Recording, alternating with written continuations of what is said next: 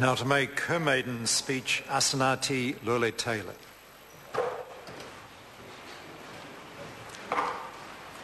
Mr. Speaker, I join the previous speakers in congratulating you on your appointment as Speaker of the House, along with your Deputy and Assistant Speakers.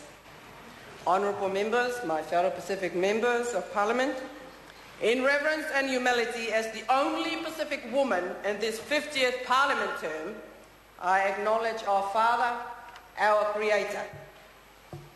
E tū ana ahau, I raro I te tuamata o te atua. Ko ia te timata me te mutunga o ngā mea katoa. Ko ia te arafeta me te omeka, kia tau te rangi Māori. E ngā mana, e ngā reo, e ngā haue whā, e raurangatira mā, tēnā koutou, tēnā koutou, tēnā tātou katoa. I stand forthright before you beneath the mantle and auspice of the Creator. For He is the beginning and end of all things. To our special guests, many languages and nationalities gathered here, the people of the Four Winds, all leaders, chiefs and orators who are able to watch through satellite networks, greetings, greetings, greetings one and all. Malo elelei whakarowhalayatu ki orana, nisambula vinaka, talo whakoto, talo hani, whaatalo whaatu le paia ma le malu o sia watanu pele Samoa. Le paia I tama ma ainga o ainga foi mo latu tama. Le usonga pule matu mua I tu au ma la taua a inga I le tai malva au whanati, tu low na lava. I acknowledge the honorifics and salutations as well as paying tribute to my brave, committed and determined ancestors. There are many days of historical importance. Today is one of those days, not only for my parents, but also for the villages where I was born and raised. Sa whātoa Alefanga and sa Fune toa Mua Whaleata. The island of Samoa where I spent the first 17 years of my life, embracing the importance of our cultural and community values. I acknowledge those who have passed, our ancestors, our forefathers, whose spirits I know are sharing our pride today. Resolute, I stand in awe of the traditions and integrity of great many leaders who have stood in this house before me. I come from a long line of high chiefs. To be specific, my father, Maiavalole Masina Lupe, and my mother, the late Leono Feao Whanenepeiu, who insisted that my future is dependent on the choices that I make. For my dear stern grandfather, the late Masina Lupe Maiavasaeli of Lefanga and Leomoenga, who forever lectured me that I should embrace our traditional values and incorporate them into our wider societies. He said that in order for me to serve others well, it is important that I embrace and respect my own identity. I will do my absolute and beyond to serve those traditions. My presence here today and for however long I am a member of Parliament will never change this. Mr. Speaker, I don't intend to dwell on my humble upbringings or my humble beginnings. What I can say is this: I didn't have the privilege of being born in a state house. However, my upbringing as a proud Samoan village woman has taught me the value of basic things in life. This campaign has been one of true perseverance, hard work and commitment. It is on this note that I would like to sincerely thank Hayden Solomon, Jerry Ho, Mahesh Bindra, Nolan Evaroa and our campaign team, along with our community in South Auckland. Reverend Paulo Yeli Papayanga and the Samoan Methodist Church, Papatoetoe, Taniela Vaka, and the Tongan Hepsipak community of Otahuhu, the Puleai senior and family of Mangere, Mariama Tiana Ipati of Waitakere, Yonatana and our Malapoli the Fale of Istamaki, Ahmadiyya Muslim Community Group of Manukau, of course our student supporters from University of Auckland, St. Mary's College and De La Salle, our local Pacific media networks, my friends Peter Barone and Bruce McCarthy, Noella Rimashwal and Whangarei community, and of course the then Samoa High Commissioner, His Excellency Awhionga Asi Tuyatanga Fafili Blakelock and Letelis Helen Blakelock. Thank you for being part of my journey. To my ainga Potopoto, in particular my father Mayava, who unfortunately could not be here today due to ongoing illness. I will never forget the sacrifices that Mum and you made in order to ensure that your whānau did well. You have bestowed on me a matai name of Le'au Familia in order to remind me of who I am. I am truly honoured. Whawhataite le lava tama. My sister Esefina and brother-in-law Lepale Tusani, a blessing to always have your support at every public event. Finally, to my dear husband Dennis, for your patience and tremendous support. Good to have you here today. My daughters, Fleur, for your assertiveness and hard work. Amy, for your endurance during the footwork of the campaign, including our door-knocking adventures. And Nathaniel, my dear 11-year-old son, who was more of a whip when it comes to time management and events coordination. I love you all dearly. To the people of Manukau East, and of course the New Zealand First supporters, thank you. We have made it. I never set out to be a politician. Politics found me. And today, I stand here as a New Zealand First Member of Parliament who believes in true representation of all New Zealanders. We are so deeply honoured that 147,544 New Zealanders voted for New Zealand First. With your support, we should be able to restore democracy in our country. Lole-Taylor Sulu, e mawai ni fingota, e mamasi avenga pe atata wamu fatasi. My strength does not come from me alone, but from many. Mr. Speaker, New Zealand First made it back. And if the truth be told, probably just in the nick of time. I bring with me experiences in many different areas that spread across the spectrum of public service and community development. From the Department of Corrections, Ministry of Justice, local government, district health boards, and various departments within the tertiary education sector. I have done the groundwork before becoming a Member of Parliament, and not just through paid employment. Actions speak louder than words, and it has been through the leading and involvement of many community organisations and initiatives that I have truly seen the importance of this. My work life before Parliament has taught me a few things about the impact of crime in our communities, on our families, and on individuals. Indeed, living in the Auckland region reveals a number of things about the insidious nature of crime in New Zealand today. Recognising the complexities of our justice system, and as a member of the Law and Order Select Committee, I would like to make one statement. We need short, sharp sentences for repeat offenders. That's right. Although the term of imprisonment is shorter, the offender will be required to work hard. They will undergo extensive community-based rehabilitation programs and compulsory supervision upon release. Prisons need to deliver a sharp reminder to offenders that they are not in holiday camps with hidey-high programs. Short, sharp sentencing is more cost-effective based on the simple reason. It reduces the need to build more prisons, it reduces the prison population, time spent in prison, the potential for reoffending, and unnecessary bureaucracies.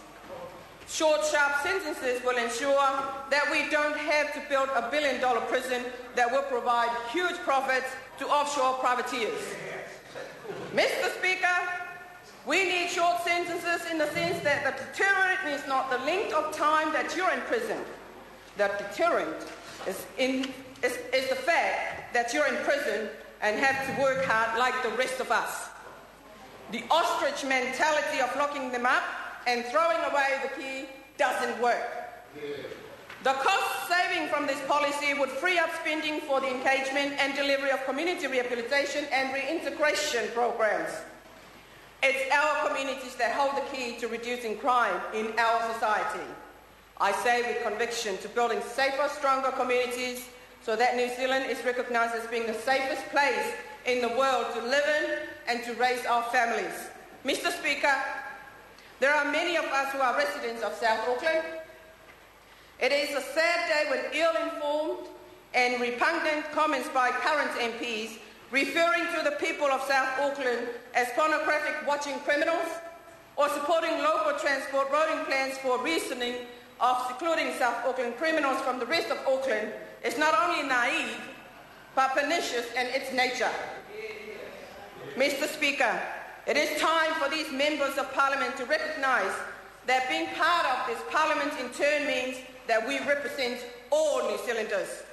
South Auckland communities have produced a number of well-known leaders in various areas, as well as being responsible for the education of sons and daughters of some of our past and present members of Parliament. Not all prisoners in prisons, nor white-collar criminals, all come from South Auckland. To sit there and pass judgment onto a part of New Zealand that clearly holds significance in this country is clearly alarming and contemptuous.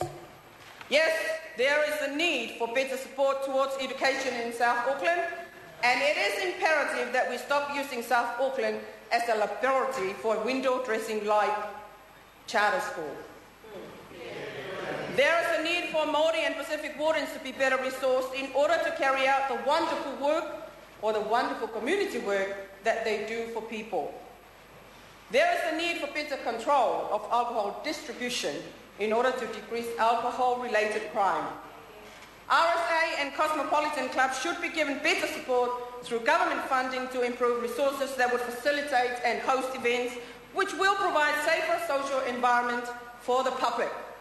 The Ministry of Pacific Island Affairs need to be given a fair go. The MPIA cannot be expected to work in a silo. It needs to be given the tools to work across the spectrum of all government departments and agencies. Right now, in New Zealand, the rich continue to get richer and the poor get poorer. This cannibalistic greed that currently permeates our country will, if unchecked, reduce our country to third-rate backwater. This will bring us back to the dark days of the worst of colonisation. The brightest future will always be based on a forgotten past. How quickly has the government forgotten the lessons of its past and the principles it was founded on? I want to congratulate, commend, and acknowledge Lefionga Vavasa Manaya Right Honourable Winston Peters, who continues to remind us all of the true principles of those very important lessons. He is one leader of many qualities that has not forgotten the work of our past great leaders. Mr. Speaker, along with many other proud New Zealanders of Pacific Island heritage, we believe in hard work and honest living. We did not leave the land of our ancestors to come to New Zealand in order to be statistics on its welfare system. Whether a New Zealander by birth or immigration, each one of us has the responsibility to find and implement effective solutions. No one should bring a sense of moral superiority to this debate. Complex issues require simple solution, and sorry, it is not called charter schools. Mr. Speaker, New Zealand First is here to restore accountability and transparency to the New Zealand public. We are here to bring a sense of responsibility and reason to the development of policies. We are here as people motivated by inherent humanity and decency to reach out to the most vulnerable in our community. Our restitution for this lies in our determination to address disparities that expose the most vulnerable in our society, our children. Mr. Speaker, asset sales are not a remedy for child poverty, let alone financial stability. Asset sales are not a panacea to cure the social ills of the society. I mourn for our ancestors who fought hard to build this country. These generations considered their responsibilities to their country and one another most important. Theirs was the mesh of values enshrined in God, hard work and the belief in something greater. The negative impact of asset sales will inevitably and invariably come back to bite. Mr. Speaker, there are so many challenges involved with the global financial debt crisis. Financial downgrades or mysterious emails to the contrary are not going to insulate us from the impact of this global crisis. Retention of our assets, whatever. Baroness Thatcher said, if you just set out to be liked, you would be prepared to compromise on anything at any time and you would achieve nothing. New Zealand First will hold this government to account. Mr. Speaker, there are different times ahead. To rebuild our country that has been badly weakened by greed and irresponsibility of others will take time. The first step is to restore accountability and transparency to our decision-making so we can once again bring market reality closer to the ideals we all hold. The second step is adhere to the values of our forefathers, for therein lies the solution. And on that note, I think it is fitting that I start my term as a Member of Parliament by ending with words that reflect aspirations we can all pursue and uphold in this House. May the peace be widespread. May the sea glisten like greenstone. And may the rays of prosperity shine.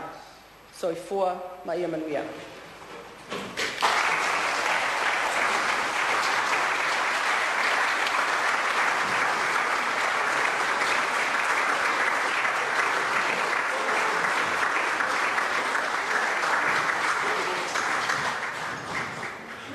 Point of order, the Honourable Trevor Mallard. Mr. Speaker, I think a number of us want to now, because we didn't want to disrupt earlier, congratulate the maiden speakers while in the House.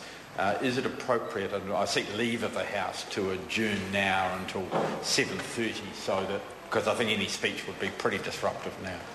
So I seek the leave of the House to adjourn until 7:30. Leave is sought for the debate to be interrupted till and the House suspended till 7:30. Is there any objection to that? There is objection. Mr. Speaker? Mr. Speaker? Mr. Speaker? Colin King. I move that this debate be now adjourned. The question is that the motion be agreed to. Those of that opinion will say aye. To the contrary, no. No. The noes have it. No one vote please. I'll repeat the call. Order. The reason why I'm repeating the call, I did not allow time for anyone to respond to it's my fault that this situation arose, and that's why I repeat the call. The question is the motion be agreed to. Those of that opinion will say aye. Aye. The contrary, no. No. The ayes have it. No. No. The division has been called for. I'll ask the clerk to conduct a party vote. New Zealand National. 59 votes in favour. New Zealand Labour. 34 against. Green Party. Favour. New Zealand First. 8 opposed. Maori Party. 3 votes in favour. Mana Party.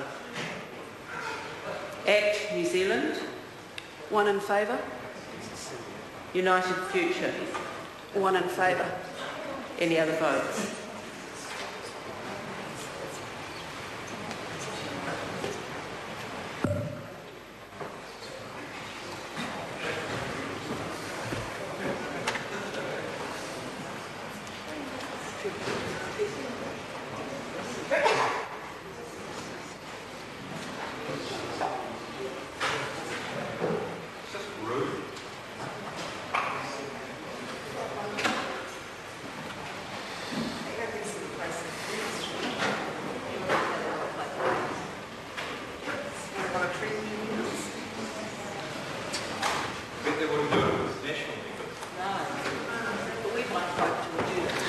Order. The ayes are 78, the noes are 42. The motion is agreed to. I call on Government Order of the Day number 1. Sentencing.